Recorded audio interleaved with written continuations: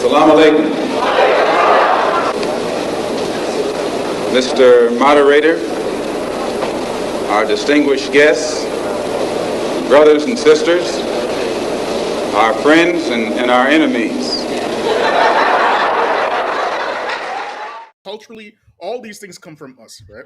Right. Culturally, right? But again, the enemy, what they do is that they come and they infiltrate it, they take it over, you know what I'm saying? They commandeered it. Same thing with hip hop. Hip hop started as a if you're old enough, you remember that hip hop started as a grassroots type of music that came out of the South Bronx, right? And it kind of blew up right within urban centers all around the West, or particularly United States, and then eventually throughout the West. And if you guys remember, if you're old enough to remember, they were calling hip hop what? A passing fad. Right. Something that will end. That's what this Lighter is saying. This stuff, right? They're saying it will end eventually. It will end eventually. What was it? What was it in the beginning? It was the voice of inner city youth who are basically telling their experience of the inner city. And in the early days of hip hop, it was don't give me that no crack, and staying off drugs and all this kind of stuff. Right. It was all this kind of stuff, right? And Right. even a lot of people first heard about Islam through hip hop music. Right.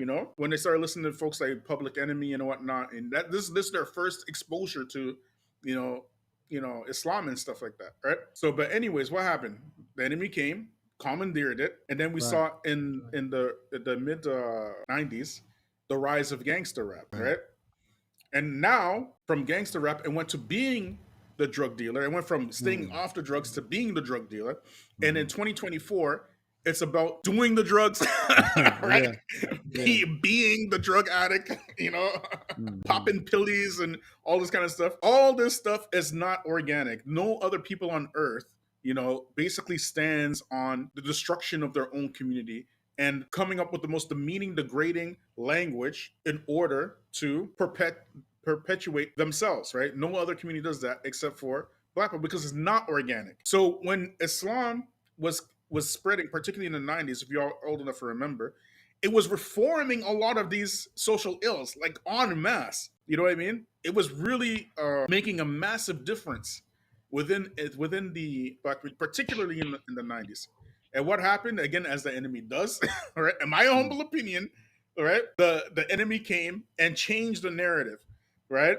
From basically staying away from drugs and for the sake of Allah, staying with one wife and keeping your it changed the narrative into this one's a deviant, that one's a deviant, this one's a deviant. So now we have this whole generation of this one's a deviant, that one's a deviant, who sent their kids to these schools, who grew up with what?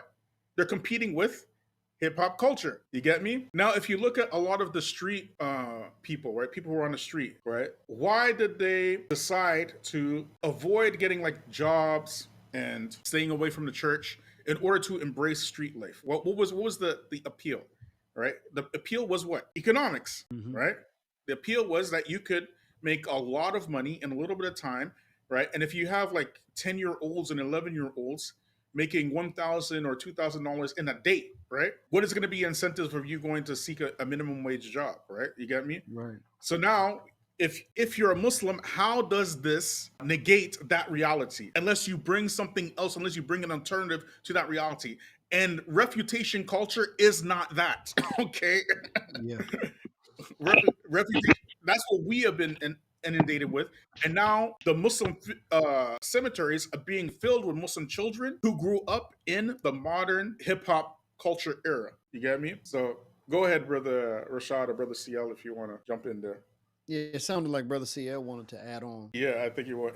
Yeah, Brother CL? Brother CL? Okay, Brother Rashad, go ahead. Yeah, I'm here. Can you hear me? Yeah, go ahead if you wanted to jump in there. Yeah, I was going to say, that's exactly what happened with the youth.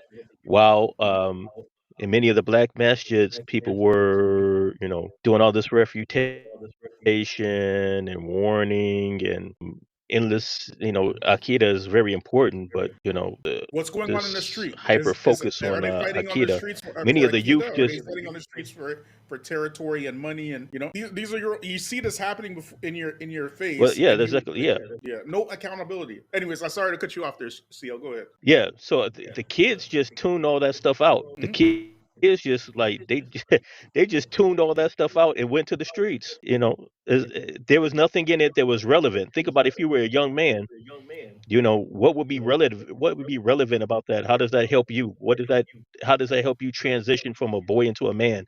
How does that help Mhm. you? You're living in a neighborhood. You're looking at your parents who are Muslim, and they're poor and struggling, and you look at other people on your block who aren't Muslim and they're poor and struggling. What difference does it make? Mhm. It doesn't do anything. It doesn't make any difference. So I might as well go ahead and do my own thing. Well, I might as well go to the people who are actually getting some money and actually building something and accomplishing something, at least from my teenage brain. You know. So even I heard you guys talking about Muslims and entrepreneurship. Every area is different, but from what I remember back in the 80s and 90s, the Muslims had a reputation of being entrepreneurs. Like I Yep, remember that's being a as a fact. kid in Detroit, That's a anytime you fact. saw Yep. black men, every time you saw black men, rehabbing a house, flip it or to rent it out, it was Muslims. When you saw people who were doing vending on the streets or in different areas, it was Muslims. Opening up shops, it was Muslims. I don't know what something happened after the 90s. Something just switched up and happened where the whole entire mentality dialogue changed. I think part of that has to do with the war on drugs and mass incarceration, where black men were being ushered into the prison system and being introduced to Islam in the prison system and coming out, and that new generation replaced the previous generation, and you know brothers didn't have infrastructure. Brothers didn't have that entrepreneurial spirit, but they did have a spirit to disagree and fight with each other. I know that. um that I'm just speculating on that, but that's just where my mind went. Brother Rashad. Yeah, I agree. I think that there have been concentrated efforts to see to it that every time our people, this is blacks in general, but what we're talking about now is really the African American circumstance. Every time we've jutted forward in some type of positive direction, there seems to always be something to pull us back. And I think that that's what we have, because I agree. I think that the black Muslim was known as the productive black person. we have a reputation of that. We stuck with our families. We had good kids in the homes. We had we gave a hard day's work, so on and so forth, and that changed in a lot of places. So I mean, this gets into conspiracy theory to me, because for me, I should say, because I actually believe that there was a deal made to teach a certain type of Islam to abort the direction that we were already going in. I actually believe that, and I actually believe now. Sometimes you can wound up a clock and just let it go. So even what you talked about regarding we have a new culture of refutation, Yes. but really it's really in response to the old culture. Most of those guys that are involved in that, they're 50, they're late 40s, in their early 50s. So they're from that time when that old culture, it's a response. So I really think that this is like a, what do you call it? You let the Swing, a thing, pendulum. pendulum. It's Pendulum. a pendulum Yeah. effect, and it's really designed to tie up all of our energies. So I don't really criticize those brothers who I see engaged in that. I don't criticize them because I know where it's coming from. Well, I think I have a good idea where it's coming from. They're busy trying to fight off what was put upon them, and their lives were, the people around them, things were put in shambles, and they see the negative effects of that first wave of the refutation culture. So we have to really look at what has happened, yeah. So I think brother CL began with this. You have to just properly analyze the symptoms. You have to give a proper diagnosis of what you're really dealing with in order to deal with it. That seems to be what shows like this are doing, and I think we just have to do more of it to make more of our people consciously aware. Because I don't think, human beings are essentially good. That's our belief in Islam. Human beings are essentially good. We just have to be, through platforms such as this, made aware of those things that are working against our best interests. And if we can, then we can do the work to preserve or protect ourselves from whatever it is that's working against our goodness. I think that what we have working for us today is, again, not to beat a dead horse, but we didn't have social media before. We didn't have the wherewithal to be connected with one another, cross nationally, cross communally, even. But we do.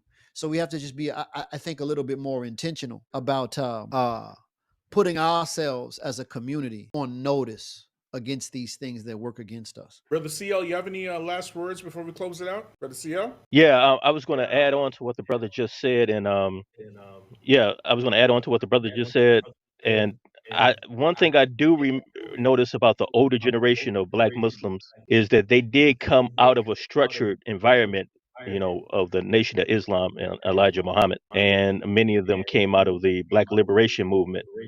So I think they brought that along with them, which gave them a discipline and a structure while being Muslims um, that the later generation lacked, because the later generation that comes in the late 90s, the 2000s, and onwards, they obviously didn't come out of that, but they came out. A lot of brothers came out of just the neighborhood and had just discovered Islam or discovered Islam while being incarcerated, and that lack of structure and that lack of discipline contributed to a lot of the results that we have seen. Brother Rashad, closing thoughts in response to Brother CL? Oh no, I think that that's a good way to end it. I agree.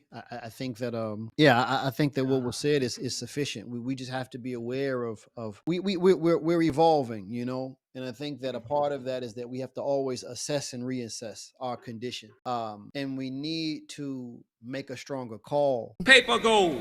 You see, Black folks are chumps. If America were to tell you to bring all the rocks in this country to her, and she'll give you $1 million for it, you'll do it. And the next day she'll tell you we're using rocks for currencies, chump.